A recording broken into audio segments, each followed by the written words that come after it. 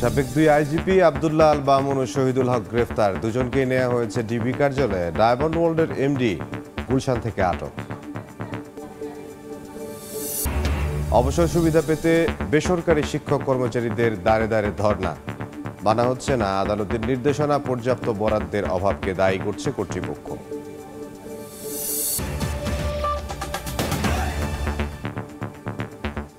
ভোরের সময় সঙ্গে আছে আমি ইমদাদুল হক।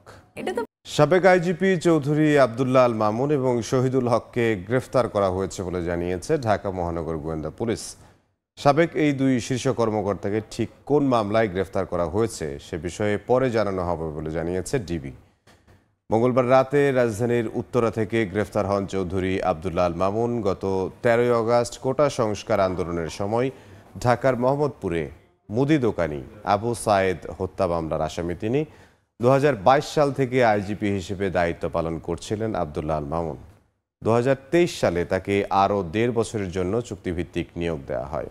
এদিকে 2018 সালের জানুয়ারিতে অবসরে যাওয়া পুলিশের 26তম মহাপরিদর্শক একেএম শহীদুল হকের বিরুদ্ধে শাপলা চত্বরে গণহত্যা, গুমসহ নানা অভিযোগে মামলা রয়েছে।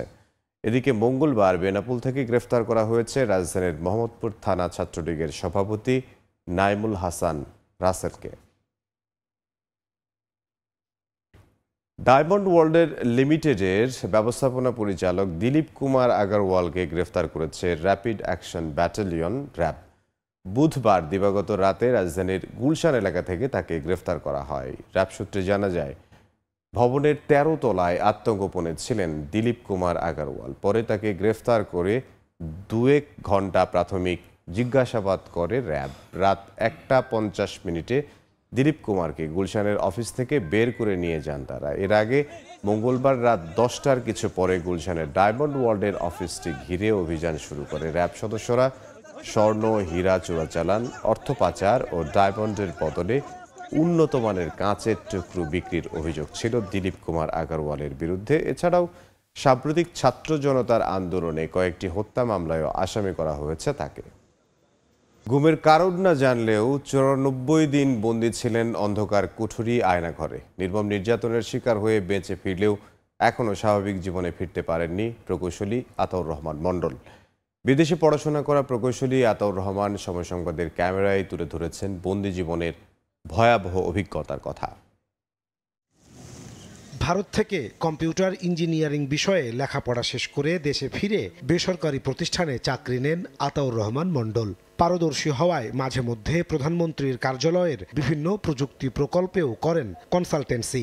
লোম একদম দাঁড়াই গেছে আমার, একদম রুমের ভিতরে ঢুকে দেখলাম কি রুমের মধ্যে ওয়ালের মধ্যে সফ সফ করে রক্ত লাগানো। এর আগে নিশ্চয়ই যাকে রেখেছিল তাকে হয়তো বড় টর্চারিং করছে, বা তার টর্চার করার পর তার যে ব্লাডগুলো সেই ওয়ালের মধ্যে হয়তো বা লেগে গেছে। একসময় আমাকে বলতেছে যে ও যদি কোনো কিছু স্বীকার না করে তাহলে এক কাজ করো, ওকে ওর যৌনাঙ্গের মধ্যে দাও, মানে ওর গোপনাঙ্গের মধ্যে তোমরা ইলেকট্রিক শক দেওয়ার ব্যবস্থা করো। গুনগুনানো শব্দ, মানে কান্নাকাটি শব্দ, অনেক জোরে জোরে করে করতো সেগুলো। আশেপাশের রুম থেকে সবাই এরকম করে করতো। এই ভয়ে আর আমি কখনো ঘুমাইতে পারতাম না। অনেকের রুমের মধ্যে লিখে রাখছে, নাম লেখা, মোবাইল নাম্বার লেখা, হেল্প মি, আমার পরিবারের সঙ্গে যোগাযোগ করেন, এটা কচু ক্ষেত, মানে এরকম ডাউটলি এরকম লিখে রাখতে আর কি অনেকক্ষণ। সেখানে অনেকে বন্দী থাকার আলামত দেখতে পান বলে জানান আতাউর রহমান। আটকের কোনো কারণও জানানো হয়নি তাকে। 94 দিন পর বন্দিশালা থেকে মুক্তি পান আতাউর রহমান মণ্ডল। এখানকার একটা শব্দও যদি বাহিরে যায়, তোমাকে তো ধরছেই, তোমাকে আবার ধরবো, তোমার ফ্যামিলিকে ধরবো, তোমার ওয়াইফকে ধরবো, তোমার বাবাকে ধরবো, তোমার মাকে, তোমার ভাই বোন সবাইকে ধরবো, ধরে শেষ করে দিব।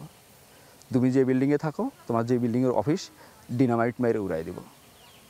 এর যদি একটা শব্দ, ইভেন তোমার ওয়াইফেরও তুমি এগুলো কিছু বলবা না। মৃত্যুর মুখোমুখি হয়েও বেঁচে ফেরা আতাউর রহমান এখন বিচার চান গুম খুনের। নাজমুস সালেহী, সময় সংবাদ, ঢাকা। বাংলাদেশের অন্তর্বর্তী সরকারের আহ্বানে সাড়া দিল সংযুক্ত আরব আমিরাত। কোটা আন্দোলনের পক্ষে বিক্ষোভ করায় আটক 57 বাংলাদেশের সাজা মওকুফ করেছে দেশটি।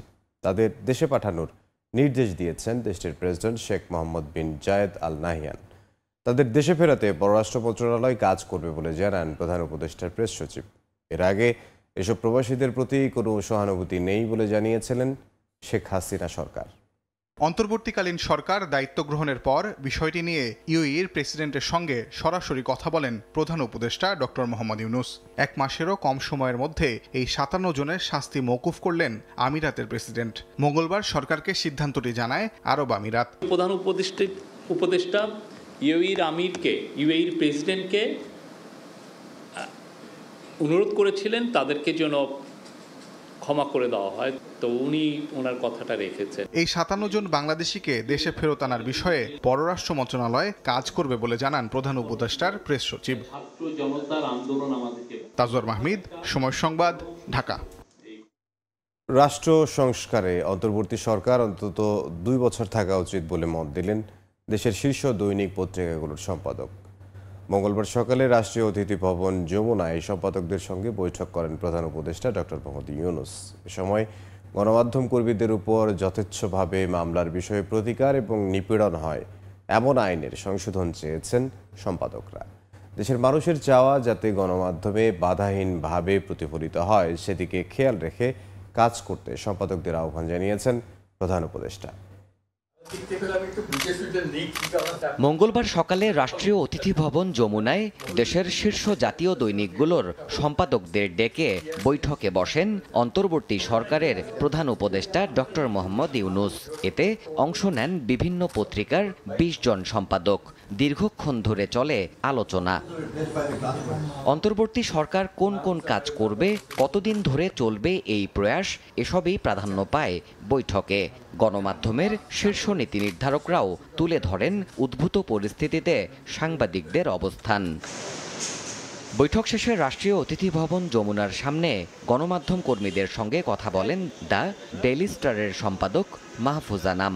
তিনি জানান, সুনির্দিষ্ট অভিযোগ ছাড়া যেনতেনভাবে যাতে সাংবাদিকদের ওপর মামলা না হয় সে ব্যাপারে দৃষ্টি রাখতে সরকারকে জানিয়েছেন তারা। সাংবাদিকদের ব্যাপারে যে এরকম যত্রতত্র খুনের মামলা হচ্ছে এটা যেন বন্ধ হয় এবং এই ব্যাপারে সরকার যেন সুস্পষ্ট একটা অবস্থান নেন।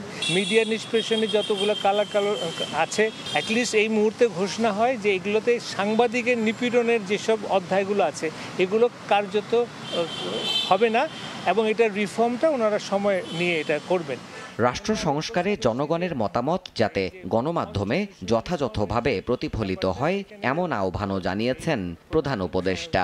অন্তর্বর্তীকালীন সরকার কতদিন এটা থাকবে এটা আমাদের কাছে উনি জিজ্ঞেস করেছেন। জাতি কি চায়, কয় বছর হতে পারে, 2, 3, 5, এটা নিয়ে ওনার কোনো নিজস্ব কোনো চিন্তা নাই। উনি চান জনতার চিন্তাটা জানতে এবং সেই ব্যাপারে উনি মিডিয়াকে আহ্বান করেছেন। পরে ফরেন সার্ভিস একাডেমিতে বৈঠকটির বিস্তারিত তুলে ধরে ব্রিফ করেন প্রধান উপদেষ্টার প্রেস সচিব।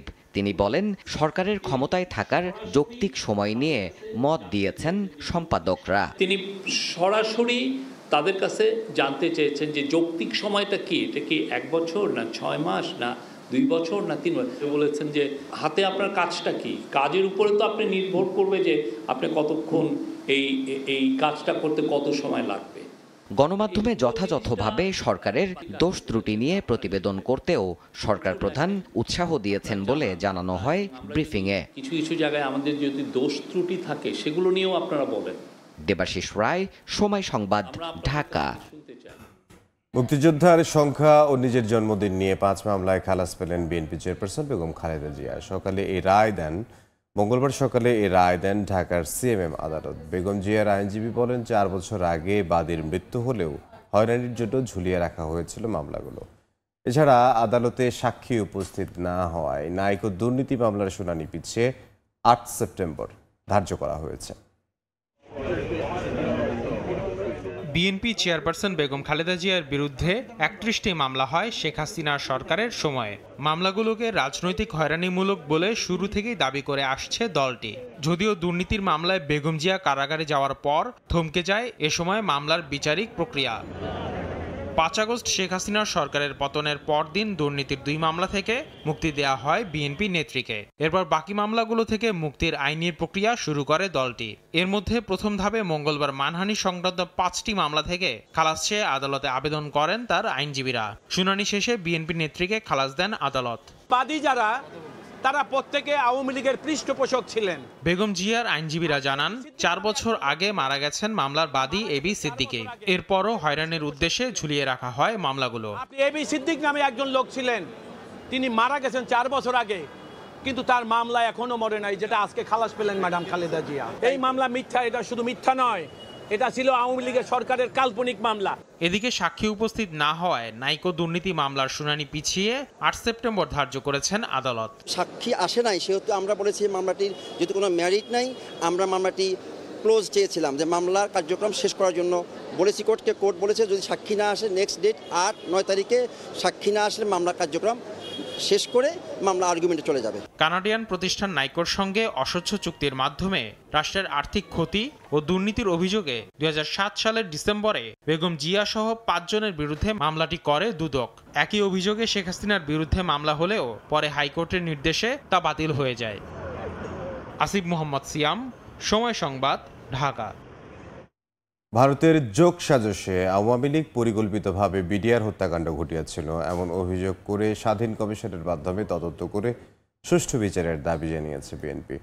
মঙ্গলবার দুপুরে রাজধানীর গুলশান কার্যালয়ে সংবাদ সম্মেলনে দলটির নেতারা জানান, দেশপ্রেমিক সেনাবাহিনীর নৈতিকতা ভেঙে দিতে এবং দেশকে একটি ব্যর্থ রাষ্ট্রে পরিণত করতেই এই হত্যাকাণ্ড ঘটানো হয়েছিল। মঙ্গলবার দুপুরে গুলশানে বিএনপি চেয়ারপারসনের কার্যালয়ে সংবাদ সম্মেলন করে নৃশংস এই হত্যাকাণ্ডের পুনর্তদন্ত করে অন্তর্বর্তী সরকারের কাছে সুষ্ঠু বিচারের দাবি জানায় বিএনপি। বিডিআর হত্যাকাণ্ডের আমরা একটা সুষ্ঠু পরিণতি দেখতে চাই, বিচার চাই। আমরা আশা করি দ্রুত তারা তদন্ত কাজ এবং বিচার কাজ সম্পন্ন করবেন।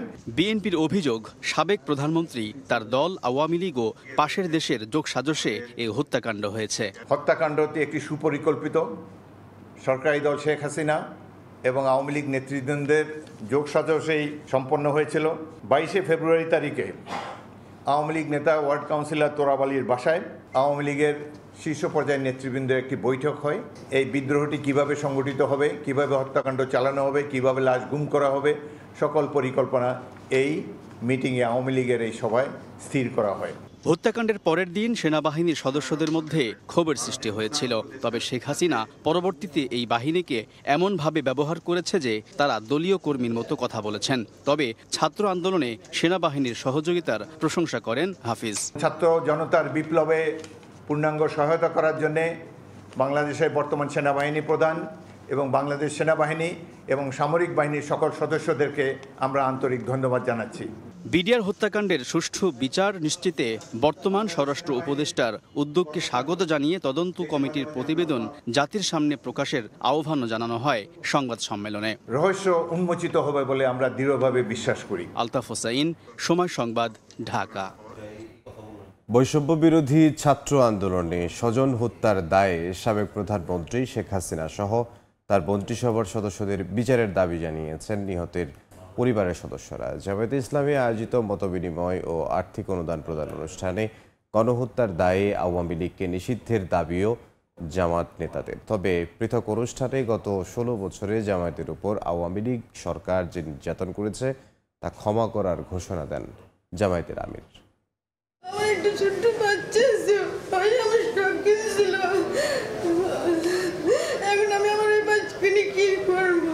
কেউ হারিয়েছেন সন্তান, কেউ ভাই, কেউ স্বামী, কেউ আবার হারিয়েছেন বাবা।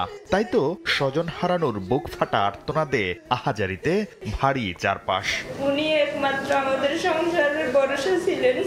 আমরা পুরো ইতিম, আমাদের একটা ভাই একদম ছোট। আমি আমার বাবার খুনিদের বিচার চাই। প্রিয়জন হারানোর যন্ত্রণায় অনেকে হারিয়েছেন অনুভূতি প্রকাশের ভাষাও। আমি মা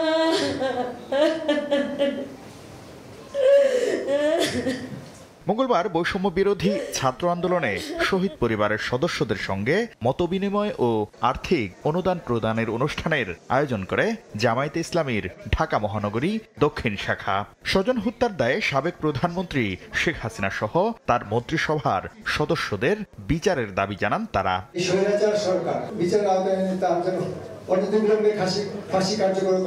আমি শেখ হাসিনার বিচার চাই আর তার ফাঁসি চাই। আমার স্বামীকে সে খুন করেছে, হত্যা করেছে। স্বৈরাচার সরকারের পতন আন্দোলনকে কেন্দ্র করে গণহত্যার দায়ে আওয়ামী লীগকে নিষিদ্ধের দাবি জানান জামায়াতে ইসলামীর নেতারা। খুনের দায়ে তাদেরকেও ফাঁসির মঞ্চে না নেওয়া পর্যন্ত আমাদের আন্দোলন থামবে। এমন পদক্ষেপ গ্রহণ করা উচিত যাতে করে আগামী দিনে বাংলাদেশে জনগণকে উপেক্ষা করে কোন ধরনের ফ্যাসিবাদী চরিত্র মাথা উঁচু করে দাঁড়াতে না পারে। এদিকে দুপুরে রাজধানীর বিজয় সরণির এক রেস্টুরেন্টে মহানগর উত্তর জামায়াতে ইসলামী আয়োজিত সিনিয়র সাংবাদিকদের সঙ্গে মত বিনিময় সভায় দলটির আমির ডাক্তার শফিকুর রহমান গত 16 বছরে জামায়াতের উপর আওয়ামী লীগ যে নির্যাতন করেছে তা ক্ষমা করে দেওয়ার ঘোষণা দেন। দল হিসাবে আমাদের উপরে যা করা হয়েছে, এই জুলুম শব্দ বলতেও আমার কষ্ট লাগে, যা করা হয়েছে আমরা আল্লাহর রাস্তায় তা ক্ষমা করে দিলাম। তবে ভিকটিম হিসেবে কেউ বিচার প্রত্যাশী হলে তাকে স্বচ্ছ আইনি প্রক্রিয়া নিশ্চিতে সহায়তার কথা জানায় জামায়াত। কোনো ভিকটিম কিংবা ভিকটিম ফ্যামিলি তারা যদি সুনির্দিষ্ট অপরাধের প্রতিকার চেয়ে আইনের আশ্রয় নেয়, আমরা তাদেরকেও সাহায্য করব। শাকির আহমেদ, সময় সংবাদ, ঢাকা। ভোরের সময় আরও থাকছে। বন্যা পরিস্থিতি উন্নতির সঙ্গে ফেনীতে স্পষ্ট হয়ে উঠছে ক্ষতচিহ্ন। বানের পানি ভাসিয়ে নিয়েছে বহু মানুষের ঘর। কৃষি, যোগাযোগ ও শিক্ষা খাতেও ব্যাপক ক্ষতি।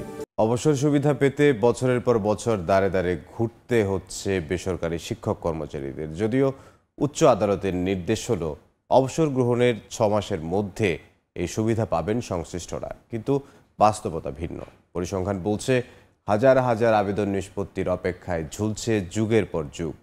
পর্যাপ্ত বরাদ্দের অভাবের কথা শুনিয়ে দায় সারছে কর্তৃপক্ষ। সালাউদ্দিন আল মামুনের ক্যামেরায় মাইমুনা হায়দার চৌধুরীর রিপোর্ট। কবিতা রানী চন্দ নরসিংদীর এই সাবেক শিক্ষিকা জীবনের 25টি বছর পার করেছেন মানুষ গড়ার কাজে। 2018 সালে অবসর গ্রহণের পর অবসর সুবিধা পেতে অর্ধযুগেরও বেশি সময় ধরে বাধ্য হয়ে ঢাকার পলাশীর ব্যানবেইসে যাওয়া আসা করতে হচ্ছে কবিতাকে। কল্যাণ ট্রাস্টের টাকা পেলেও অবসর সুবিধার টাকা কবে পাবেন সেই প্রশ্নের উত্তর জানেন না তিনি। অথচ নিঃসন্তান এই শিক্ষিকাকে প্রতি মাসে বেতনের 10 ভাগ সঞ্চয় করতে হয়েছিল নিশ্চিন্ত অবসরের আশায়। আমার 6 বছর কেন নষ্ট করলো? এতটা কষ্ট করার পরেও আমার থাকা সত্ত্বেও আমি সেই জিনিসগুলা ভোগ করতে পারতেছি না। মানুষের অবসরের পর কতদিন বাঁচে, ন্যায্য টাকা, অথচ আমি আত্মীয় স্বজনের কাছে আমার হাত পাততে হইতেছে। শিক্ষক হাবিবুর রহমানের দশাও একই রকম। টাকার অভাবে গত 8 মাস বন্ধ রয়েছে তার ক্যান্সার আক্রান্ত স্ত্রীর চিকিৎসা। চিটাং থেকে এখানে আসা অনেক কষ্টের ব্যাপার। প্রায় 18-20 লাখ 19 লাখের মতো ঋণ করা হয়েছে। তারপরে এর পিছনে আমার স্ত্রীর তো চিকিৎসা এখন করা সম্ভব হচ্ছে না। আর কত নেব? একজন থেকে নিলে কি আবার নেওয়া যায়? বলতে তো লজ্জা লাগে। কিন্তু কেন এই ভোগান্তি? এসব অভিযোগের বিষয়ে যার জানানোর কথা তিনি 5 আগস্টের পর থেকেই লাপাত্তা। বন্ধ রয়েছে মোবাইল ফোন। আপনার ডায়ালকৃত নম্বরে এই মুহূর্তে সংযোগ প্রদান করা সম্ভব হচ্ছে না।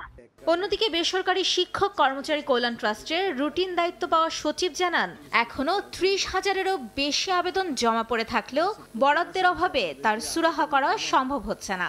এই আবেদনগুলি নিষ্পত্তি করতে আমাদের প্রায় 27 কোটি টাকা প্রয়োজন হবে। বছরে ঘাটতি কিন্তু আমাদের মাসে থেকেই যেতেছে। এখন যদি আমাদের বছরে একটা বাজেট থেকে বরাদ্দ দেওয়া হয় তাইলে এই সমস্যা সমাধান করা সম্ভব। উচ্চ আদালতের নির্দেশ অনুযায়ী 6 মাসের মধ্যে অবসরকালীন সুবিধা দেওয়ার কথা থাকলেও বছরের পর বছর ধর্ণা দিয়েও প্রাপ্য টাকার মুখ দেখতে পান না বেসরকারি শিক্ষক কর্মচারীরা। জাতীয় বাজেটে অন্তর্ভুক্ত করা না হলে এই সংকট আরও প্রকট হবে বলছেন সংশ্লিষ্টরা। অবসরে গিয়েও অবসর নেই বেসরকারি শিক্ষকদের। দেশের নানান প্রান্ত থেকে ন্যায্য পাওনার আশায় প্রতিদিন এখানে আসতে হয় তাদের। তবে দায়িত্বরতদের অনেকেই দিনের পর দিন অফিসে না আসায় এ সকল অভিযোগের সদুত্তর দেওয়ারও কেউ নেই এখানে। মাইমুনা হায়দার চৌধুরী, সময় সংবাদ, ঢাকা। ঢাকা মেডিকেল কলেজ হাসপাতালে চিকিৎসকদের মারধরের প্রতিবাদে সারা দেশে ঢাকা কর্মবিরতি থেকে পুরোপুরি সরে এসেছেন ডাক্তাররা। স্বাস্থ্য সচিবদের সঙ্গে সাক্ষাতের পর স্বাস্থ্য সুরক্ষা আইন ও স্বাস্থ্য পুলিশ নিয়োগের আশ্বাস পেয়ে তারা এই সিদ্ধান্ত নেন। মঙ্গলবার সন্ধ্যায় সংবাদ সম্মেলনে একথা জানান আন্দোলনরত চিকিৎসকরা। শনিবার রাতে 3 দফায় ঢাকা মেডিকেলের চিকিৎসকদের ওপর হামলা করে রোগীর স্বজন ও কিছু শিক্ষার্থী। এর পরদিন সকালেই সারা দেশের সব সরকারি বেসরকারি হাসপাতাল শাটডাউনের ঘোষণা দেন ভুক্তভোগী চিকিৎসকরা। তবে ওই দিন রাতেই চালু করে দেওয়া হয় জরুরি বিভাগ। মঙ্গলবার চলে আউটডোর সীমিত পরিসরে চিকিৎসা কার্যক্রম। এদিন স্বাস্থ্য সচিবের সঙ্গে সাক্ষাতের পর স্বাস্থ্য সুরক্ষা আইন ও স্বাস্থ্য পুলিশ নিয়োগের আশ্বাসে সব ধরনের কর্মসূচি থেকে সরে এলেন চিকিৎসকরা। বুধবার থেকে সব হাসপাতালে চলবে পুরোদমে চিকিৎসা সেবা। আগামীকাল থেকে পুরোদমে প্রত্যেকটা ডিপার্টমেন্টে কাজ চলমান থাকবে ইনশাআল্লাহ। হামলাকারীদের কয়েকজনকে গ্রেপ্তার করায় এবং হাসপাতালগুলোতে আইন শৃঙ্খলা বাহিনী মোতায়েন করায় সন্তুষ্টি প্রকাশ করেন চিকিৎসকরা। বাংলাদেশের সেনাবাহিনী, বিজিবি, পুলিশ, আনসার সহ সকল আইন শৃঙ্খলা বাহিনীর সদস্যদের প্রতি কৃতজ্ঞ, যারা আমাদেরকে নিরাপত্তা দিয়েছেন।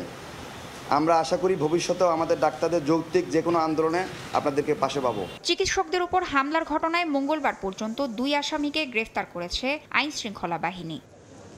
তাসনিয়া নিশাত, মিম, সময় সংবাদ, ঢাকা। ভোরের সময় আরও থাকছে।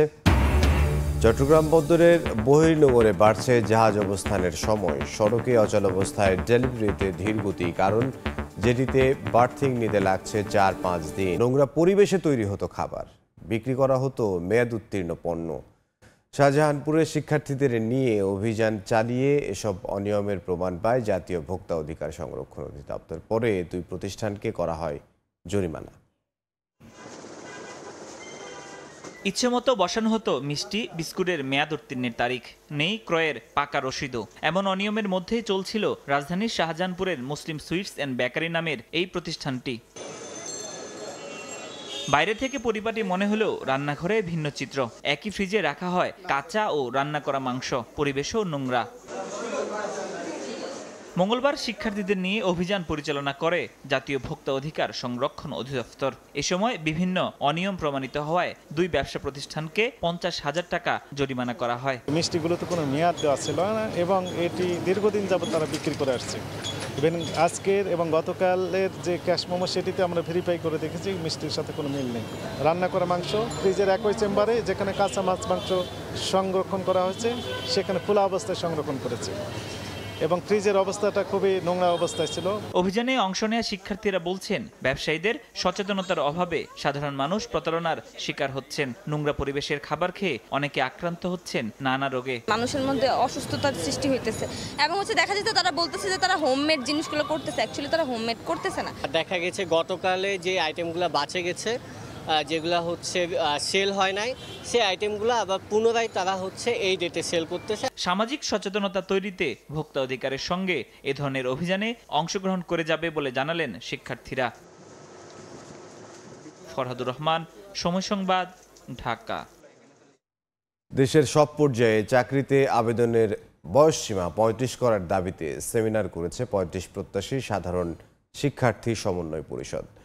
মঙ্গলবার বিকেলে জাতীয় প্রেস ক্লাবের ভিআইপি লাউঞ্জে সেমিনারে বয়সসীমা 35 করার ব্যাপারে যৌক্তিকতা তুলে ধরেন বক্তারা। তারা বলেন, বর্তমানে চাকরি প্রার্থীদের সঙ্গে বিদ্যমান বৈষম্য দূর করতে হবে। আবেদনের বয়সসীমা 30 থাকায় দেশে দক্ষ জনবল গবেষক গড়ে উঠছে না বলেও মত দেন বক্তারা। এ সময় প্রথম ও দ্বিতীয় শ্রেণীর নিয়োগের ক্ষেত্রে আবেদনের বয়সসীমা 35, তৃতীয় ও চতুর্থ শ্রেণীর ক্ষেত্রে 40 এবং শিক্ষক, স্বাস্থ্য, চিকিৎসা, আইসিটি, জুডিশিয়ারি, ব্যাংক, বিমা সহ অন্যান্য ক্ষেত্রে উন্মুক্ত করার দাবি জানানো হয়। 35-এর আন্দোলন কেন করতে হচ্ছে? যে দেশে যদি ইউরোপে কি 35-এর আন্দোলন হয়, কারণ ওখানে 21-22-এর পরে থেকেও বেকার থাকে না। তাহলে আমার দেশের তরুণ তরুণীরা 21-22-এর পরে কেন বেকার থাকবে? নতুন বাংলাদেশের প্রত্যেকটা রন্ধ্রে যে বৈষম্যের ছোপ পড়ে আছে, এই ছোপ রক্তমাখা বৈষম্যগুলোকে আমরা খুলে ফেলবো এবং নতুন গণপ্রজাতান্ত্রিক বাংলাদেশ গড়ব। বাসের সংখ্যা বাড়িয়ে ঘাটারচর থেকে পাগলা বাজার 26 নম্বর রুট সহ সারা দেশে বিআরটিসির দ্বিতল বাস চালুর দাবি জানিয়েছে পাগলা জুরাইন দুলাইপাড় ঘাটারচর এলাকার ছাত্র জনতা। মঙ্গলবার দুপুরে রাজধানীর মতিঝিলে বাংলাদেশ সড়ক পরিবহন কর্পোরেশন বিআরটিসির সামনে শান্তিপূর্ণ অবস্থান নেন ছাত্র জনতা। এ সময় হাতে প্ল্যাকার্ড নিয়ে 10 দফা দাবি জানান তারা। পরে বিআরটিসির চেয়ারম্যান তাজুল ইসলাম বরাবর স্মারকলিপি দিয়ে কাউন্টারের মাধ্যমে বাসগুলো চালু, শিক্ষার্থীদের হাফ ভাড়া সহ 10 দফা দাবি জানায় ছাত্র জনতা। এ সময় দাবি মেনে নেওয়ার আশ্বাস দেন বিআরটিসি চেয়ারম্যান। আমাদের দাবিগুলো হচ্ছে যে নগর পরিবহনের 26 নং রুটের বাস অবশ্যই চালু করতে হবে। এখানে আমাদের 10 মিনিট পর পর বাস সার্ভিস চালু করতে হবে। রোডটায় বিআরটিসি বাস চলতো, গত 5 আগস্ট থেকে বন্ধ, যার কারণে আমাদের যারা কলেজ ভার্সিটির স্টুডেন্টরা আছে তারা ঠিকভাবে যাতায়াত করতে পারতেছে না, যারা অফিসিয়াল কাজ করে তারা যাতায়াত করতে পারতেছে না। আমাদের 26 নং বিআরটিসি বাসগুলো আবার পুনরায় চালু করা হোক। স্বচ্ছতার অনেক চেষ্টা করেছি, অনেক দূর আমরা এগিয়েছি, মানে আমরা আরও এগোতে চাই। আর এটা হলো একটা চ্যালেঞ্জ। আমরা 6টায় না, আমরা যদি বলেন যে আমরা আরও আগে গাড়ি চালাতে পারবো, যাত্রী লাগবে আমার ডেডিকেটেড। যদি 2টা পরিবহন থাকে 2টা পরিবহন থাকে, 3টা থাকলে 3টা থাকবে, অর্থাৎ সুন্দর করে যেন গাড়িগুলো যেন চলে।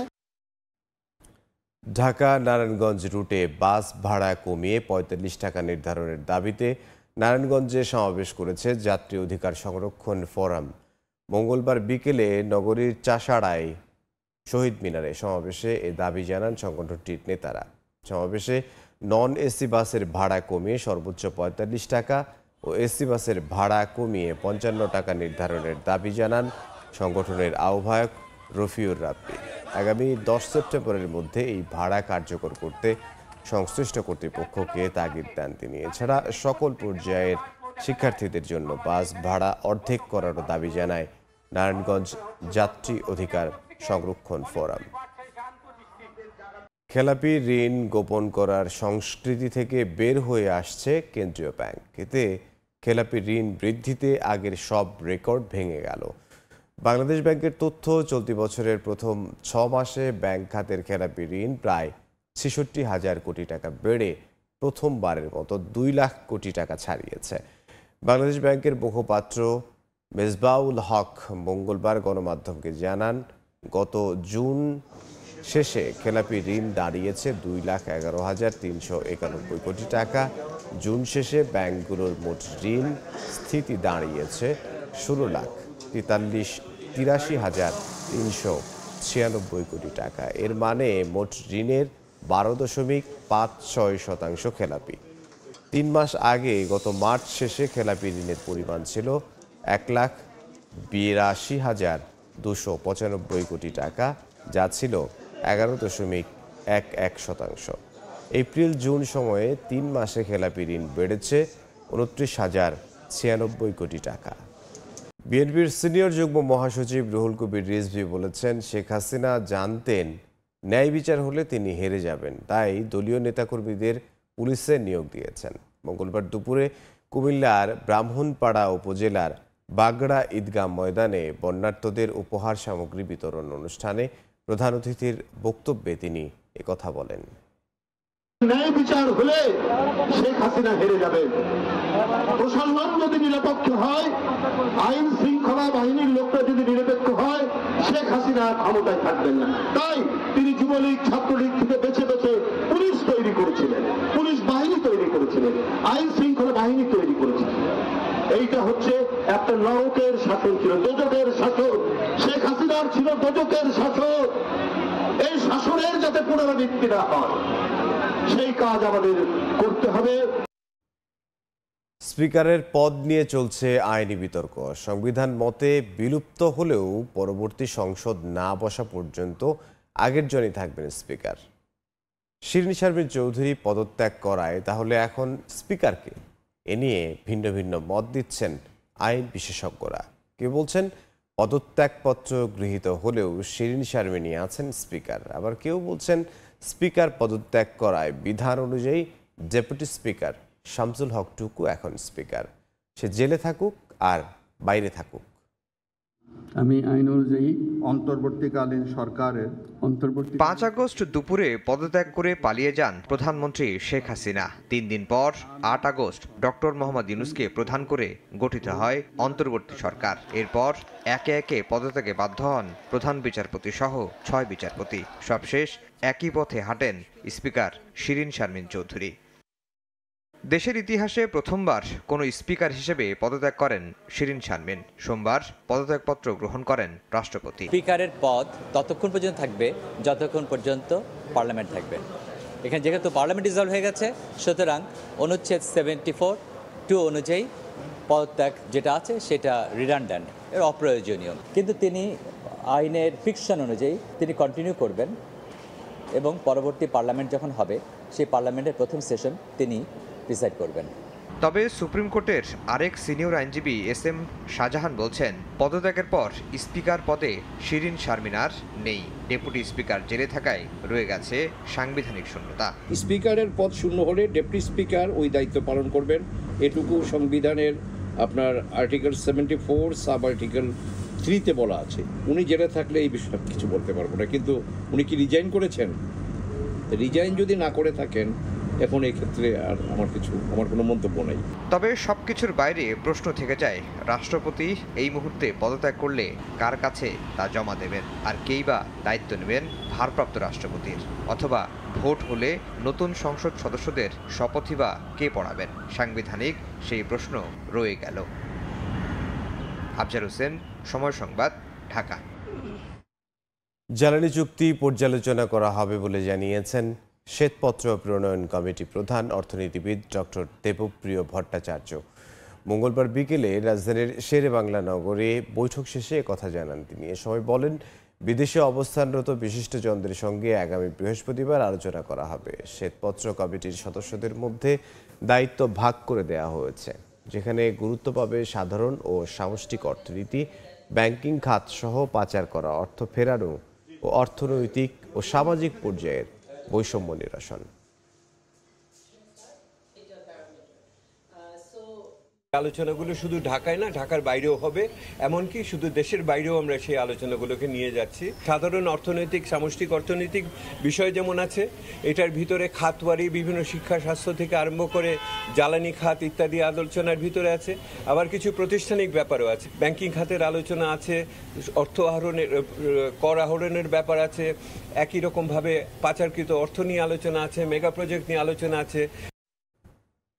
রূপপুর পারমাণবিক বিদ্যুৎ কেন্দ্রের দুর্নীতির অনুসন্ধান চেয়ে হাইকোর্টে রিট হয়েছে। মঙ্গলবার সকালে রিটটি দায়ের করেন NDM এর চেয়ারম্যান ববি হাজ্জাজ। তিনি জানান, রূপপুর প্রকল্পের দুর্নীতির অনুসন্ধান চেয়ে দুদকে আবেদন করেছিলেন তারা। সংস্থাটি এ বিষয়ে পদক্ষেপ না নেয়ায় আদালতের দ্বারস্থ হয়েছেন।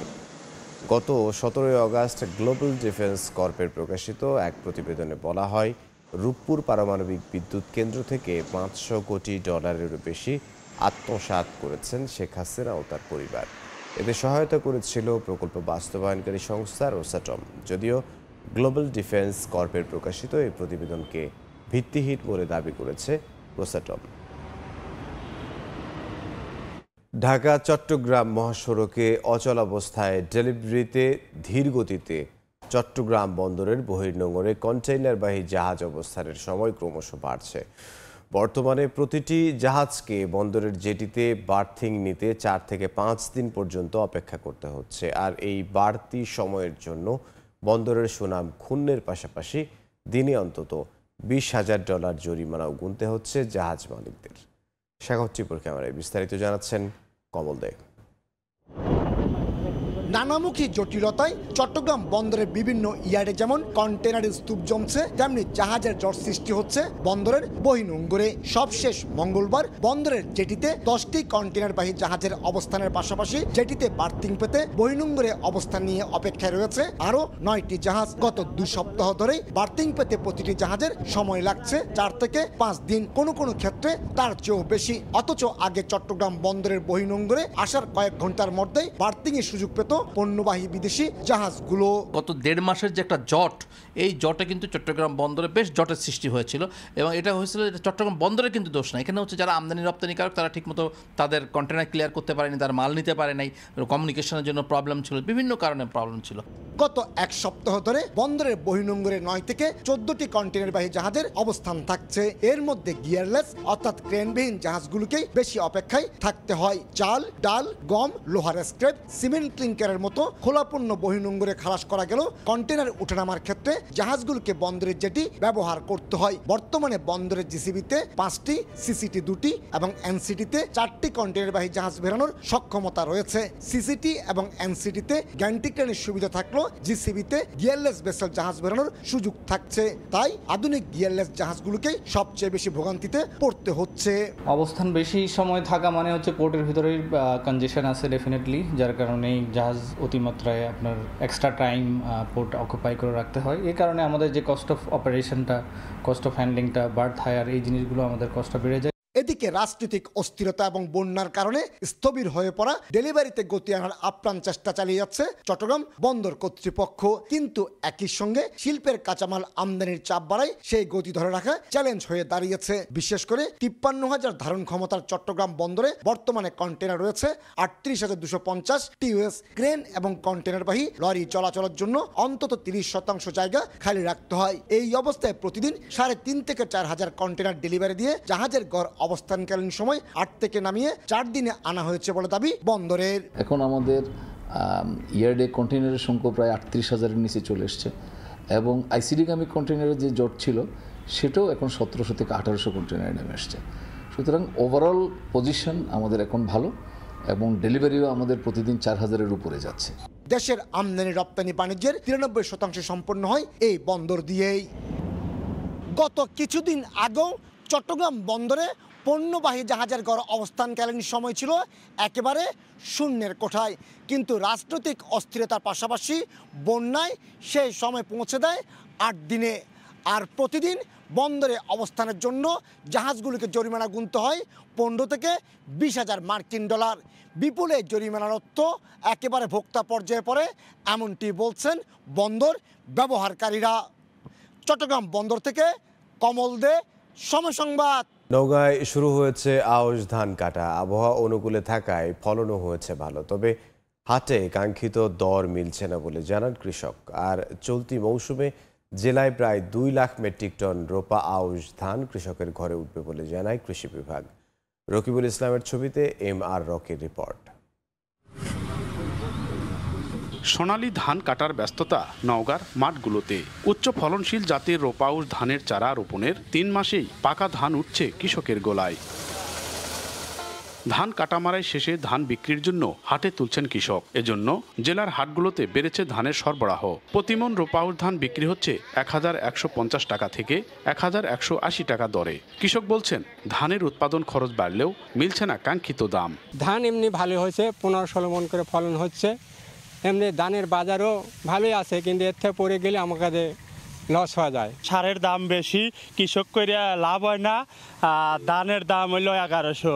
খরচ বেশি, আমরা ধরো যে আবাদ করে লাভ পাই না, মানে ধানের দাম কম। প্রতি বিঘা জমিতে 15 থেকে 16 মণ ধান উৎপাদন হচ্ছে। কৃষি বিভাগ বলছে খরা ও বন্যা সহায়ক জাত নির্বাচন করেই বরেন্দ্র এলাকার কৃষকদের মাঝে বীজ প্রদান করা হচ্ছে।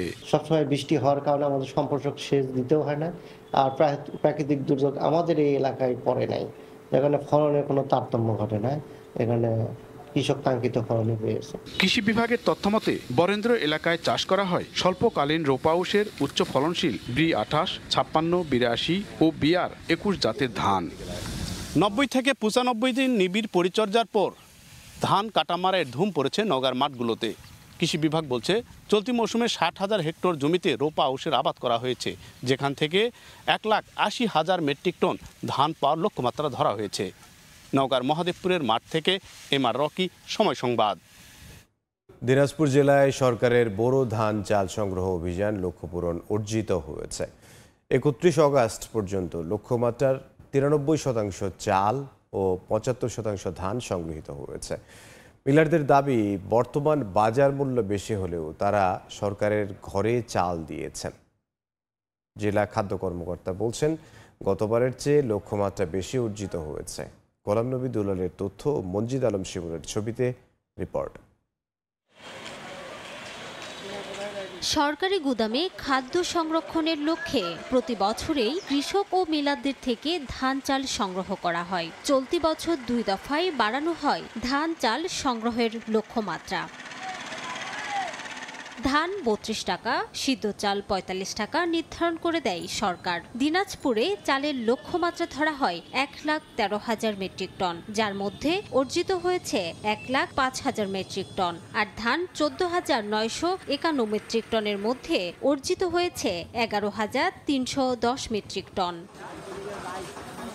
কৃষি উপকরণ বৃদ্ধির কারণে ধানের উৎপাদন ব্যয় বেড়েছে জানান কৃষক। আর মিলাদদের দাবি, সরকার নির্ধারিত দামের চেয়ে বেশি দামে ধান কেনায় প্রতি কেজি চালে লোকসান হচ্ছে 1 টাকা পর্যন্ত। আমাদের কীটনাশক কিনতে হচ্ছে, সার কিনতে হচ্ছে, সেচ দিতে হচ্ছে, পানি আকাশের সেরকম সংকট, এভাবে আমরা আবাদ করতেছি, আমাদের লস। বড় ধান আমরা আবাদ করি খুব কম আর কি, সরকারের ঘরে দাম উচিত পাই না, এই জন্য সরকারের কাছে আমরা প্রধান দেই না। প্রতি বছরই যখন এই বরাদ্দ দেয় আমরা আশা করি যে হয়তো একটু লাভবান হব, কিন্তু দেখা যায় যে ওই বরাদ্দ পাওয়ার পরেই চালের বাজারটা এমনভাবে নির্ধারিত হয় যেটাতে আমরা কোনো প্রকারই লাভ আশা করতে পারি না। এবার প্রথম থেকে যেটি সমস্যা ছিল যে চালের যে দাম নির্ধারণ করা হয়েছিল সরকারি পর্যায়ে, সেই তুলনায় ধানের মূল্যটা বাজারে বেশি ছিল, যার জন্য যে সমস্ত মিলার চাল শোধ করছেন তারা সবাই লস করছে। খাদ্য বিভাগ বলছে এবার ধান চাল সংগ্রহের প্রত্যাশিত লক্ষ্যমাত্রা পূরণ হয়েছে। বোরো 2024 সংগ্রহ মৌসুমে দিনাজপুর জেলায় চাল সংগ্রহ লক্ষ্যমাত্রা ছিল 1,13,000 মেট্রিক টন, অর্জন হয়েছে 1,05,000 মেট্রিক টন।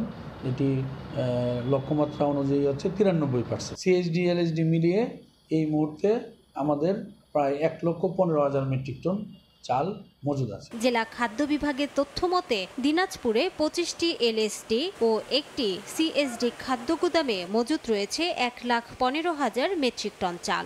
এবার জেলায় বড় আবাদ হয়েছে 1,74,020 হেক্টর জমিতে। সময় সংবাদ, দিনাজপুর। বন্যা দুর্গত মানুষের ত্রাণ হিসেবে চাহিদা বেড়েছে গুড়ের। এই সুযোগে রাজশাহীর বাঘা 4 ঘাটের অসাধু ব্যবসায়ীরা তৈরি করছেন ভেজাল গুড়। ভারত থেকে আনা নিম্নমানের গুড়ের সঙ্গে আটা, রং ও রাসায়নিক মিশিয়ে তা বাজারজাত হচ্ছে। স্থানীয় প্রশাসন বলছে ভেজাল গুড়ের ব্যবসা বন্ধে সচেষ্ট তারা। আব্দুস সালামের ছবিতে শাহিন আলমের রিপোর্ট। সম্প্রতি দেশের বিভিন্ন স্থানে আকস্মিক বন্যার কারণে চাহিদা বাড়তে থাকে শুকনা খাবার গুড়ের, আর তাতেই পাল্লা দিয়ে বাড়ে গুড় আমদানি। ভারত থেকে আমদানিকৃত মানুষের খাবারের অনুপযোগী গুড় দেশে এনে অসাধু উপায়ে করা হচ্ছে বাজারজাত। এমন সংবাদের সত্যতা যাচাই করতে রাজশাহীর বাঘা উপজেলার আরানি বাজারে হাজির সময় সংবাদ। বেনামে গড়ে ওঠা একটি আড়তে ঢুকতেই ক্যামেরার উপস্থিতি টের পেয়ে পালিয়ে যায় ব্যবসায়ীরা। সেখানকার কর্মচারীরা জানান এ বিষয়ে তারা কিছুই জানেন না। এটা ইন্ডিয়াতে আসে, দেশের আছে, ওইসব কুলার জিনিস তো খাওয়ার উপযোগী, কুলার করে তো খাওয়ার লাগি জানি কিভাবে আসে তা তো বুঝতে বলতে আসেন আমরা। আপনার উপর থেকেও তো লোক আসছে, ভোক্তা অধিদপ্তরের আসছে, বিএসটি আসছে, অনুমোদন আছে তো। অভিযোগ রয়েছে টিনের কৌটায় আসা ভারত থেকে আমদানি করা গুড়ে মেশানো হয় আটা, রংসহ বিভিন্ন রাসায়নিক। অস্বাস্থ্যকর পরিবেশে গুড় তৈরির কথা স্বীকার করলেও রাসায়নিক মেশানোর বিষয়টি অস্বীকার করেন প্রস্তুতকারীরা।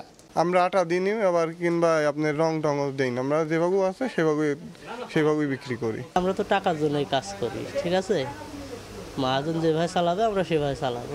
সুনির্দিষ্ট অভিযোগ পেলে ব্যবস্থা নেওয়ার আশ্বাস উপজেলা প্রশাসনের। মানসম্মত নয় অথবা মানুষের খাবার উপযোগী নয়, তো এরকম যদি সুনির্দিষ্ট কোনো অভিযোগ মানুষ দেয় তাহলে আমরা সেগুলো তদারকি করব এবং সেগুলোকে আইনের আওতায় নিয়ে আসবো। সম্প্রতি রাজশাহীর বাঘা ও চারঘাট উপজেলায় আইন শৃঙ্খলা বাহিনী একাধিক অভিযান চালিয়ে বিপুল পরিমাণ ভেজাল গুড় উদ্ধার ও ধ্বংস করেছে। একাধিক মামলা হয়েছে, তবে এলাকাবাসীর অভিযোগ এখনও সক্রিয় রয়েছে অসাধু ব্যবসায়ীরা। প্রকল্পের মেয়াদ শেষ হওয়ার 3 মাস পরও শেষ হয়নি বগুড়ার ফতেহ আলী সেতুর পুনর্নির্মাণ কাজ। বিকল্প না থাকায় সেতুটির পাশে নির্মাণ করা বাঁশের সাঁকোর উপর দিয়ে বাধ্য হয়ে চলাচল করতে হচ্ছে 3 উপজেলার বাসিন্দাদের। অবশ্য আগামী বছরের জানুয়ারির মধ্যে কাজ শেষ করার আশ্বাস সড়ক বিভাগের। শাহাদুল ইসলামের ছবিতে আব্দুল আওয়ালের রিপোর্ট। নদীর ওপর নির্মাণাধীন পাকা সেতু, পাশেই বাঁশের সাঁকোর উপর দিয়ে চলাচল করছে শত শত মানুষ। 2018 সালে পরিত্যক্ত ঘোষণার পর 2023 সালের জানুয়ারিতে শুরু হয় বগুড়া শহরে করতোয়া নদীর ওপর ফতে আলী সেতুর পুনর্নির্মাণের কাজ। গত 30 মে প্রকল্পের মেয়াদ শেষ হলেও এখনো বাকি মূল অবকাঠামো নির্মাণ।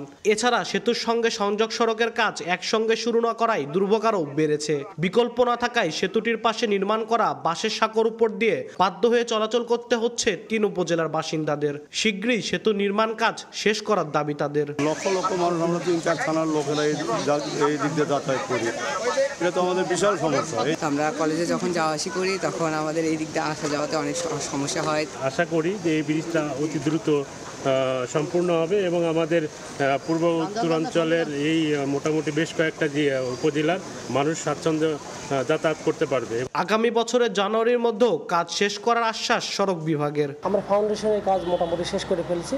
এখন যেটা আছে যে আমাদের দুটার পিয়ার ক্যাপেও আমাদের মোটামুটি ঢালাই হয়ে গিয়েছে। এখন আমরা শুধু গার্ডারের কাজটা করব।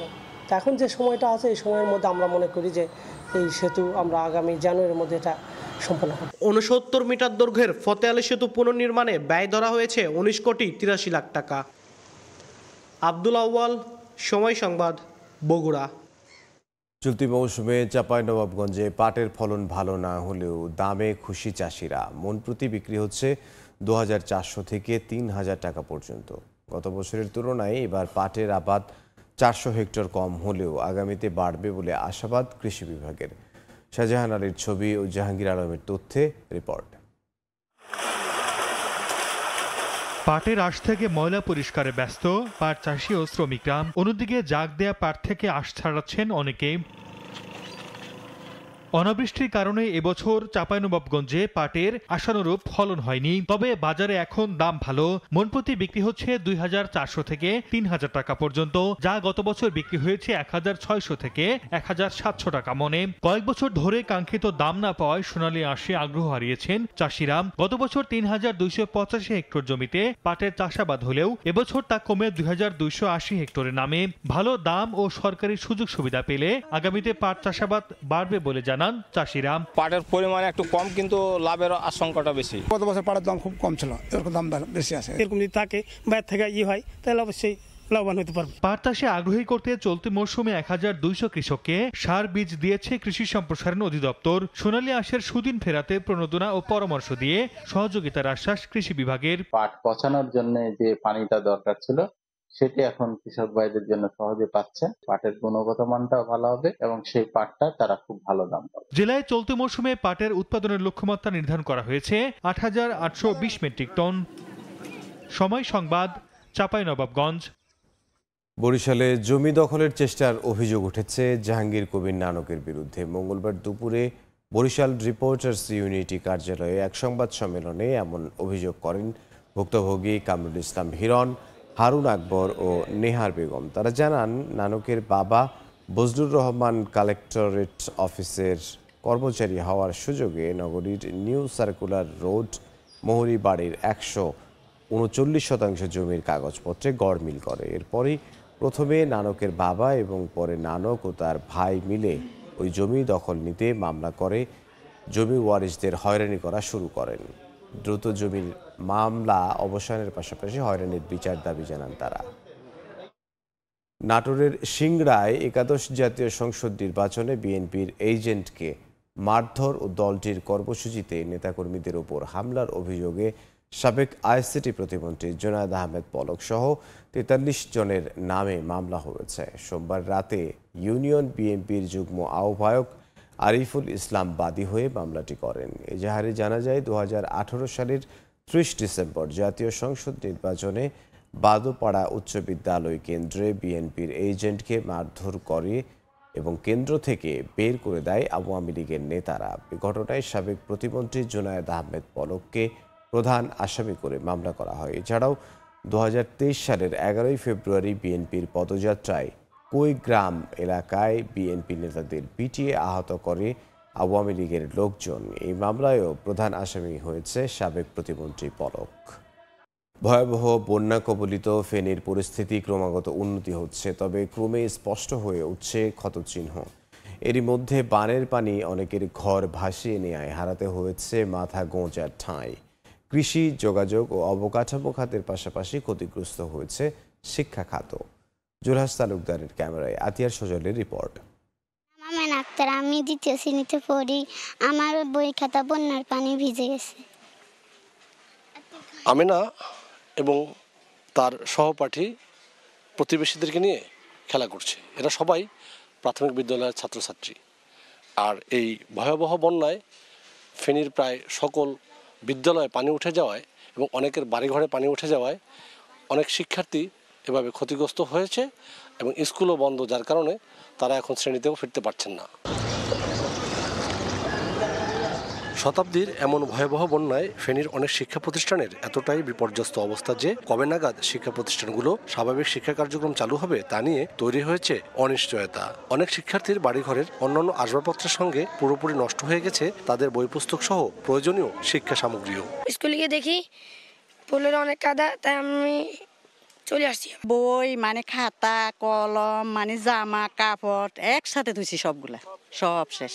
ফেনীতে প্রাথমিক বিদ্যালয় 559টি, মাধ্যমিক বিদ্যালয় 193টি, মাদ্রাসা 128টি, কলেজ 30টি, কারিগরি, ডিপ্লোমা ও প্রশিক্ষণ সংশ্লিষ্ট প্রতিষ্ঠান রয়েছে 10টি। জেলা প্রাথমিক ও মাধ্যমিক শিক্ষা অফিসের তথ্য অনুযায়ী বন্যায় প্রায় সব শিক্ষা প্রতিষ্ঠান প্লাবিত হয়েছে। পানি নামলেও পাঠদানের পরিবেশ এখনো তৈরি হয়নি। বন্যায় অনেক শিক্ষার্থীর বইপত্র ভিজে নষ্ট হয়ে গেছে। কল্পনাও করতে পারেনি যে এতটুকু পানি বাড়বে। আমাদের বরাবর ছাদ পর্যন্ত উঠে গেছে পানি, এই জন্য আমরা কোনো কিছু বাঁচাতে পারিনি। অনেকের বইপত্র, খাতাপত্র সব নষ্ট হয়ে গেছে। বইপত্রেরও সমস্যা দেখা দিবে। সমস্যার কথা জানিয়ে প্রয়োজনীয় পদক্ষেপ নিতে ঊর্ধ্বতন কর্তৃপক্ষের কাছে লিখিতভাবে প্রতিবেদন পাঠানো হয়েছে বলে জানিয়েছেন জেলা প্রশাসক। ওই প্রতিষ্ঠানগুলো পরিষ্কার পরিচ্ছন্নতার কাজ হচ্ছে। আমরা আশা করি এই সপ্তাহের মধ্যে আমাদের শিক্ষা প্রতিষ্ঠানগুলো পরিষ্কার পরিচ্ছন্নতা শেষ করে আমরা স্বাভাবিক শিক্ষা কার্যক্রম শুরু করতে পারবো। জেলার সব প্রাথমিক, মাধ্যমিক ও কলেজের প্রায় 6 লাখ শিক্ষার্থীদের শ্রেণীকক্ষে ফেরাতে এবং বানের পানিতে তলিয়ে বই খাতা হারানোদের প্রয়োজনীয় শিক্ষা উপকরণের যোগান দিতে সরকারের প্রতি আহ্বান সংশ্লিষ্টদের। আতিয়ার সজল, সময় সংবাদ, ফেনী। বন্যার পানি নামতে শুরু করায় নোয়াখালী, কুমিল্লা ও ফেনীতে স্পষ্ট হচ্ছে ক্ষতচিহ্ন। ভিটে মাটি, ঘর বাড়ি, মাছের ঘের ও ফসলি জমির ব্যাপক ক্ষতিতে দিশেহারা বাসিন্দারা। মাথা গোঁজা ঠাঁই হারিয়েছেন কয়েক লাখ মানুষ। কমতে শুরু করেছে বানের জল, আর ফুটে উঠছে তাণ্ডবের চিত্র। ভিটেমাটি পর্যন্ত নিয়ে গেছে বন্যা। ঘরের ভিত নড়বড়ে হয়ে ধসে পড়েছে বেশিরভাগ। মাথা গোঁজার ঠাঁই হারিয়ে নির্বাক বাসিন্দারা। কুমিল্লায় বন্যার পানি নামছে ধীর গতিতে, সঙ্গে সঙ্গেই আঘাতের চিহ্ন ভেসে উঠছে। মানুষ হারিয়েছেন ঘরবাড়ি, গবাদি পশুর খামার, ফিশারিজ সহ ব্যবসা প্রতিষ্ঠান। জেলায় 1 লাখেরও বেশি পরিবারের ঘরবাড়ি ক্ষতিগ্রস্ত হয়েছে, যার মধ্যে বুড়িচং উপজেলায় 40,000 পরিবার ঘরহারা। প্রায় 65,000 হেক্টর ফসলি জমি নষ্ট হয়েছে। 100 কিলোমিটার সড়কের বেহাল অবস্থা। নোয়াখালীতেও ধীরে ধীরে বন্যা পরিস্থিতির কিছুটা উন্নতি হচ্ছে, তবে পানিবন্দী থাকায় চর্ম ও ডায়রিয়া সহ পানিবাহিত নানা রোগে আক্রান্ত হচ্ছেন বানভাসীরা। টিউবওয়েলগুলো ডুবে থাকায় দেখা দিয়েছে সুপেয় পানির তীব্র সংকট। 85,379টি পুকুর ও মাছের খামার ভেসে গেছে। প্রায় 2,500 কিলোমিটার রাস্তা ক্ষতিগ্রস্ত হয়েছে। আমি 74 বছরের ভিতরে এরকম বন্যা আর আমি আর দেখি নাই। এলাকায় ঘরবাড়ি সবাই হয়ে গেছে, ডুবে গেছে, সবকিছু ডুবে গেছে। পানি এক মাঝে আমাদের গাঁটা দিয়ে আমরা এখন আশ্রমে আছি। আমাদের গরু, ছাগল, হাঁস, মোরগ, বাড়ির সবকিছু বন্যাতে আপনার পশু পাখি মারা গেছে, কিছু খানার অভাবে মারা গেছে। এখন কিছু আশ্রয়কেন্দ্রে হয়তো মানুষের রাখছে। মানুষের অসুখ বিসুখ, বাচ্চাদের বিসি ব্যথা অসুখ বিসুখ প্রচুর দেখা দিয়েছে, ডায়রিয়া দেখা দিচ্ছে। ফেনীর পরশুরাম ও ফুলগাজী ছাড়া বাকি সব উপজেলায় অনেক এলাকায় এখনো পানিবন্দী কয়েক লাখ মানুষ। তবে আশ্রয় কেন্দ্র থেকে বেশিরভাগ মানুষ ফিরেছেন বাসস্থানে, যদিও অনেকের বাড়িঘর ক্ষতিগ্রস্ত হওয়ায় এখনো বসবাসের উপযোগী হয়নি। হাসপাতালে বাড়ছে পানিবাহিত রোগে আক্রান্ত রোগী, পাশাপাশি সেনাবাহিনী ও বিভিন্ন সংস্থার ভ্রাম্যমাণ মেডিকেল টিমও কাজ করছে। এদিকে কাপ্তাই হ্রদে পানি কমতে থাকায় জলকপাটের 5 ফুট খোলা হয়েছে। তবে লংগদু, বাঘাইছড়ি, নানিয়ারচর, বরকল সহ কয়েক উপজেলায় প্রায় 17টি গ্রামের মানুষ এখনও পানিবন্দী। জেলা প্রশাসন থেকে আশ্রয়কেন্দ্রে অবস্থানরতদের রান্না করা খাবার দেয়া হচ্ছে। যারা বাসায় আছেন তাদের দেয়া হচ্ছে 10 কেজি করে চাল। মনিরুজ্জামান প্রান্ত, সময় সংবাদ। দেশে স্মরণকালের ভয়াবহ বন্যায় এখন পর্যন্ত 71 জনের মৃত্যু হয়েছে। 11 জেলায় 5 82,000-এর বেশি পরিবার পানিবন্দী রয়েছেন। মঙ্গলবার ব্রিফিংয়ে এ তথ্য জানিয়েছেন দুর্যোগ ব্যবস্থাপনা ও ত্রাণ মন্ত্রণালয়ের সচিব। আর উপদেষ্টা জানিয়েছেন, বন্যার সার্বিক ক্ষয়ক্ষতি নিরূপণ করলে সহযোগিতা করবে আন্তর্জাতিক দাতা সংস্থাগুলো। মোট 5,82,155টি পরিবার পানিবন্দী রয়েছে। মোট ক্ষতিগ্রস্ত লোকের সংখ্যা 50 লক্ষের উপরে। মৃতের সংখ্যা আজকে একটা পর্যন্ত হচ্ছে 71 জন। তার ভিতরে পুরুষ 45, মহিলা 7, শিশু 19। কুমিল্লাতে 19 জন, ফেনীতে 28 জন, চট্টগ্রামে 6 জন, খাগড়াছড়িতে 1 জন, নোয়াখালীতে 11 জন, ব্রাহ্মণবাড়িয়া 1, লক্ষ্মীপুর 1, কক্সবাজার 3 এবং মৌলভীবাজারের 1 জন। নিখোঁজ লোকের সংখ্যা মৌলভীবাজারে 1 জন। দুর্যোগ যে এরকম মানুষের সহযোগিতায়, স্বেচ্ছাসেবীদের সহযোগিতায়, ছাত্র জনগণের সহযোগিতায় আমরা অতিক্রম করতে পেরেছি। আমরা ভবিষ্যতেও পুনর্বাসন কর্মসূচিও আমরা সুচারুভাবে সম্পন্ন করতে পারব। রেগুলেটর পুনর্নির্মাণ, নদী ভাঙনে দ্রুত ব্যবস্থা নেওয়া সহ একাধিক দাবিতে নোয়াখালীতে মানববন্ধন হয়েছে। মঙ্গলবার সকালে মোছাপুর বাংলা বাজারে স্থানীয়রা এই কর্মসূচি পালন করেন। এ সময় বক্তারা বলেন, দীর্ঘদিন ধরে ছোট ফেনী নদী থেকে অবৈধভাবে বালু উত্তোলন করে আসছে একটি মহল। এতে নদীর বিভিন্ন এলাকায় ভাঙন তৈরি হয়। সম্প্রতি বন্যার পানিতে নদীতে তীব্র স্রোত তৈরি হয়েছে। এতে নদী তীরে দেখা দিয়েছে তীব্র ভাঙন রোধে দ্রুত কার্যকরী পদক্ষেপ গ্রহণের দাবি জানান তারা।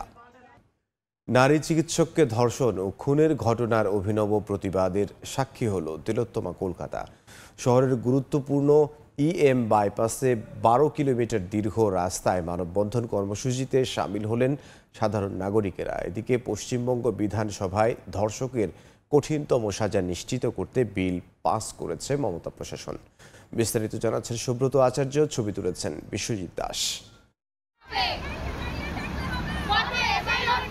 নারী চিকিৎসককে ধর্ষণ ও খুনের ঘটনায় উত্তাল ভারতের কলকাতা।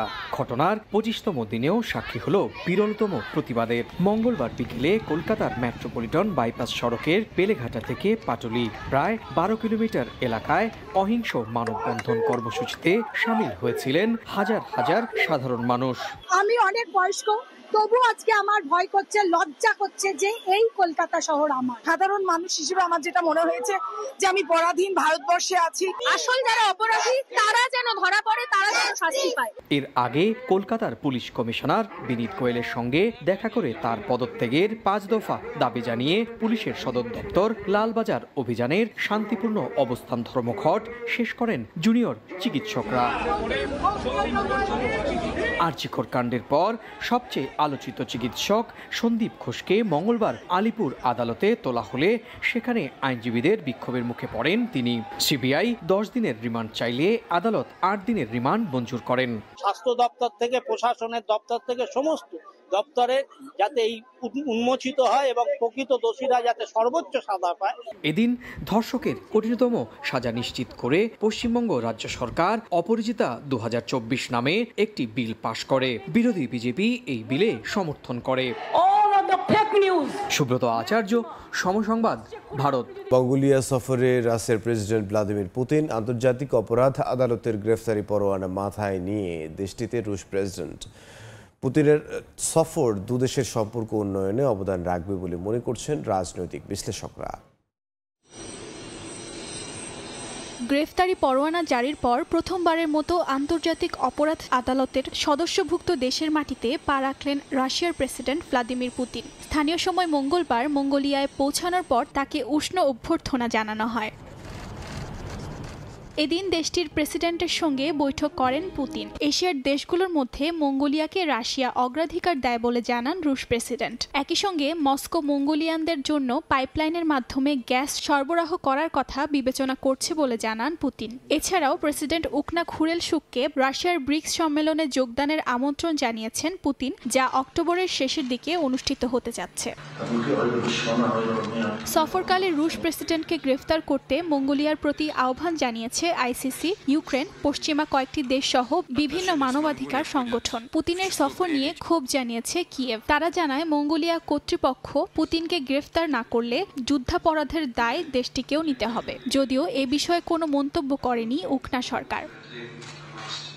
দেশটিতে পুতিনের প্রথম সফর উপলক্ষে রাজধানী উলানবাটরের সেন্ট্রাল চেঙ্গিস খান চত্বর দুই দেশের পতাকা দিয়ে সাজানো হয়েছে। উল্টো চিত্র দেখা গেছে, পুতিন বিরোধী বিক্ষোভও হয়েছে দেশটিতে। ইউক্রেন থেকে শিশুদের অপহরণের অভিযোগে 2023 সালে পুতিনকে দায়ী করে গ্রেফতারি পরোয়ানা জারি করে আইসিসি। অর্জিতা শাহজিন, সময় সংবাদ। এবার বিদেশি ভ্রমণকারী ও অস্থায়ী বসবাসে আগ্রহীদের প্রবেশে কড়াকড়ি আরোপ করেছে কানাডা। আগামী বছরের নির্বাচনের আগে অস্থায়ী বাসিন্দাদের সংখ্যা কমানোর চেষ্টা করছে জাস্টিন ট্রুডোর সরকার। এতে কমে যেতে পারে দেশটিতে বসবাসরত অভিবাসীর সংখ্যা, এমনটাই ধারণা সংশ্লিষ্টদের। এদিকে বাসস্থান সংকট ও দ্রব্যমূল্যের ঊর্ধ্বগতির জন্য অভিবাসীদের দায়ী করেছে দেশটির বাসিন্দারা। ভিসা ইস্যু কমানো, বৈধ উপায়ে সীমান্তে পৌঁছানোদের ফিরিয়ে দেওয়ার মাধ্যমে বিদেশি পর্যটক ও অস্থায়ী বাসিন্দাদের প্রবেশের দরজা বন্ধ করে দিচ্ছে কানাডা। অতীতে অভিবাসীদের সাদরে গ্রহণ করলেও বর্তমানের চিত্র একেবারেই ভিন্ন।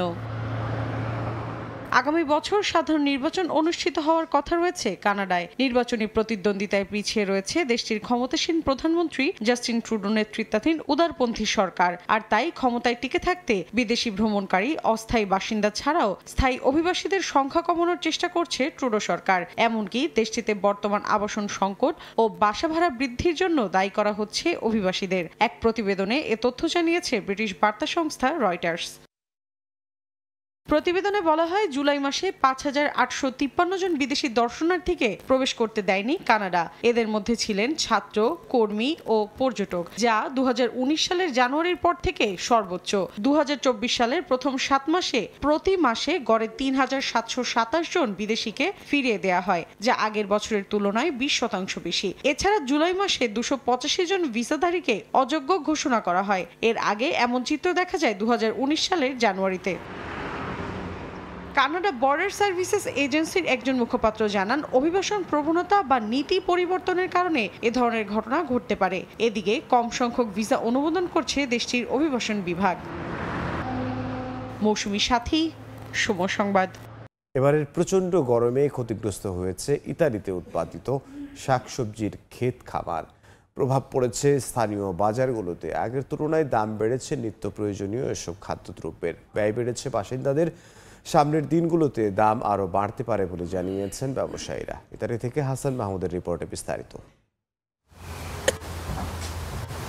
ইতালির রাজধানী রোম ও এর আশপাশের শহর এবং দেশটির বহু অঞ্চলে শাকসবজির চাষাবাদ করেন প্রবাসী বাংলাদেশিরা। বিপুল পরিমাণ জমি লিজ নিয়ে নিত্য প্রয়োজনীয় এসব পণ্য উৎপাদন করেন তারা। রপ্তানি করেন ইংল্যান্ড, জার্মানি, ফ্রান্স সহ ইউরোপের বিভিন্ন দেশে। তবে এবারের অসহনীয় গরমে ক্ষতি হয়েছে সবজির ক্ষেতগুলোতে। এর প্রভাব পড়েছে কাঁচা বাজারে। পচনশীল এ সকল দ্রব্যের দাম ঊর্ধ্বমুখী হওয়ায় ব্যয় বেড়েছে বাসিন্দাদের। রেগুলার যে সবজিগুলা, এগুলোর দাম অনেকটা না হলেও পরেও কিছুটা বেড়ে গেছে। আগে আমরা করলা বিক্রি করতাম আপনার 50 সেন্ট, এখন সেটা হয়ে গেছে 70 সেন্ট। বাংলাদেশ থেকে আসলে সবকিছুর দাম বাড়তেই থাকে।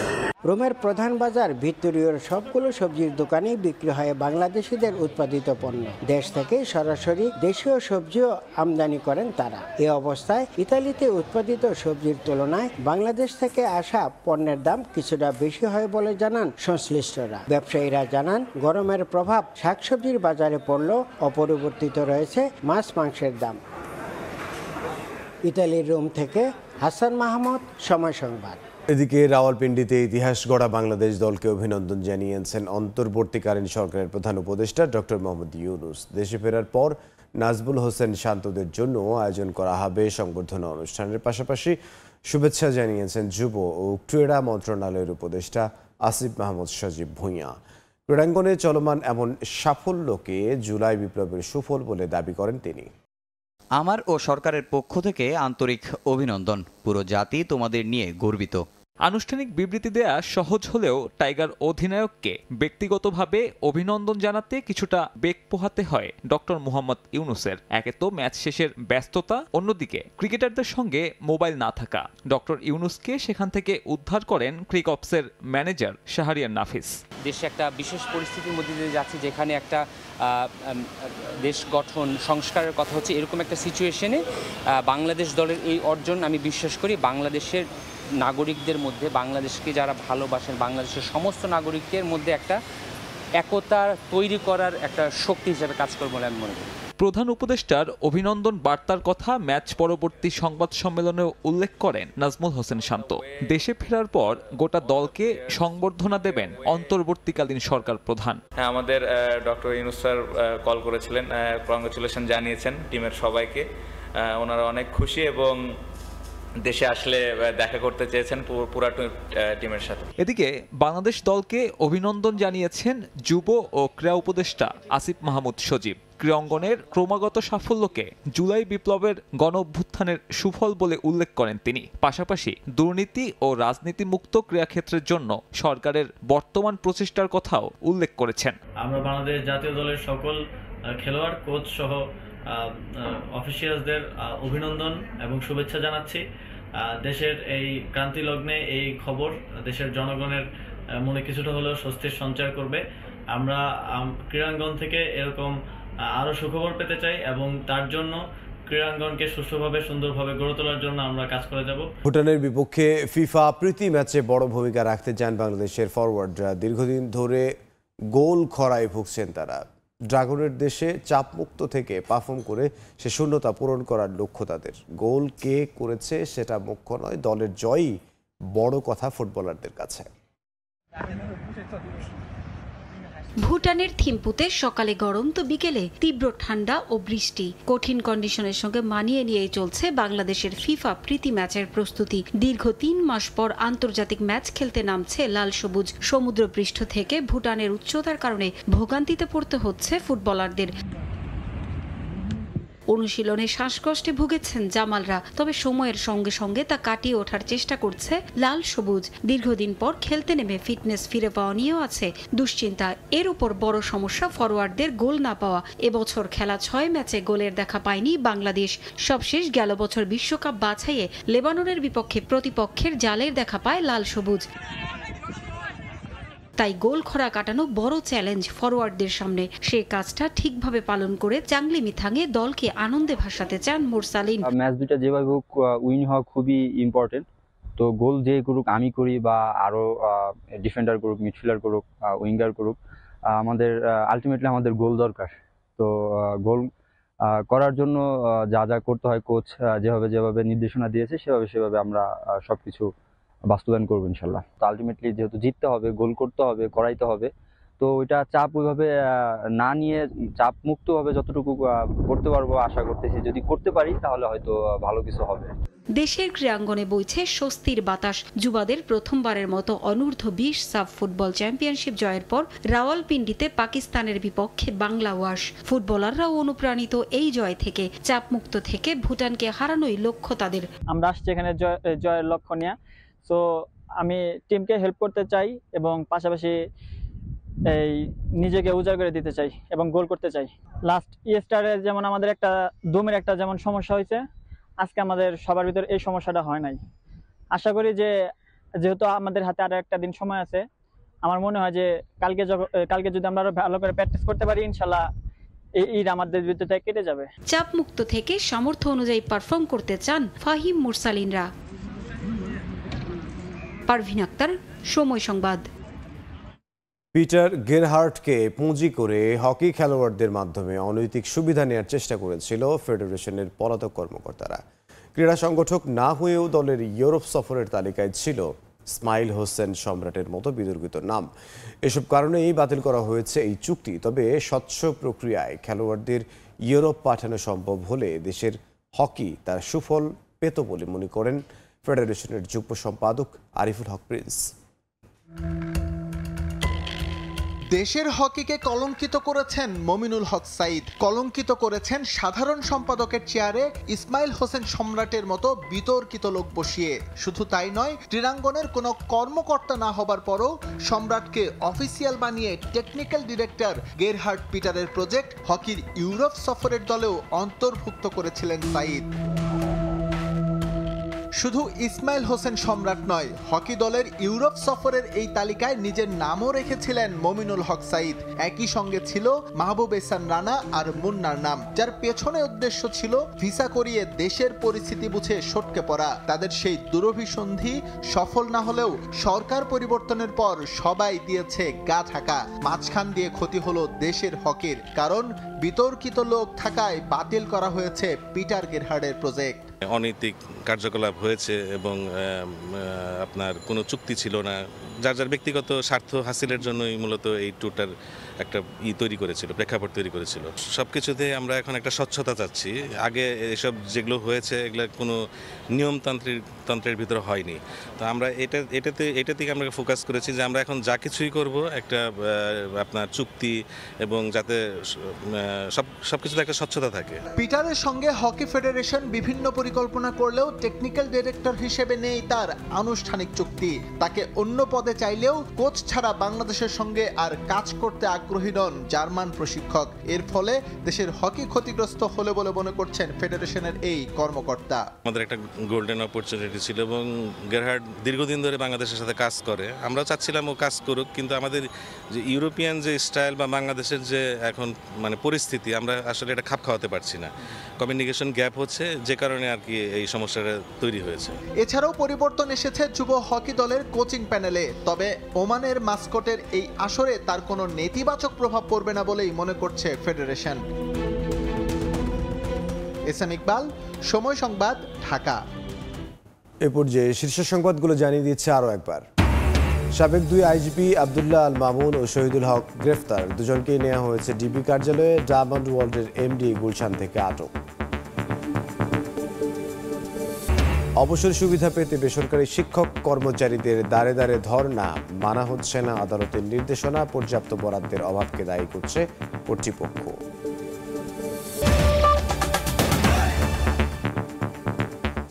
এই ছিল ভোরের সময়, সঙ্গে থাকুন সময়ের।